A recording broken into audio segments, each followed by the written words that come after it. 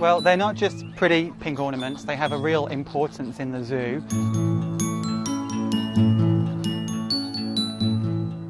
There are 6 species still alive at the moment, and 4 of those are considered to either be threatened or becoming close to threatened. We don't know that much about flamingo behaviour in the wild for all species. They live in some very remote habitats, they live in some wetlands that are potentially quite inaccessible.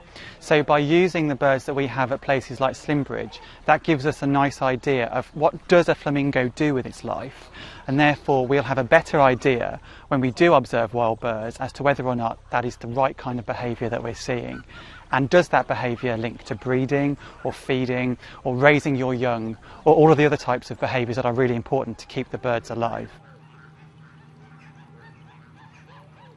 And I observe the birds on a daily basis, and most of my time is looking at individuals because they're all marked. You can see on their legs they have rings, and that allows me to work out which bird is whom in the flock.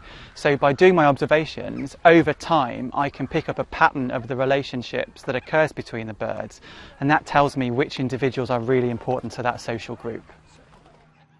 So flamingos perform a range of social actions that are really easy to spot. They will spread out all of the feathers on their back and make themselves look big and pink and pretty. So that tells you if that bird is quite dominant or territorial in a flock. Also, they can change colour based on whether or not they've bred that year. So that will tell you if that bird has invested a lot in its youngsters. That must be a really key individual that has been breeding.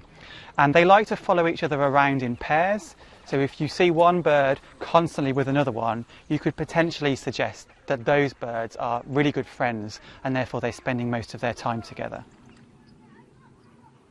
It seems to be that birds that are older, that potentially are pinker, and that have been in that group for longer are really important for keeping it nice and cohesive, nice and together. So they will collect everybody together to do courtship displays, they start nest building, they'll start egg laying, and once they start, all of the other birds will go, oh okay, I can do that as well.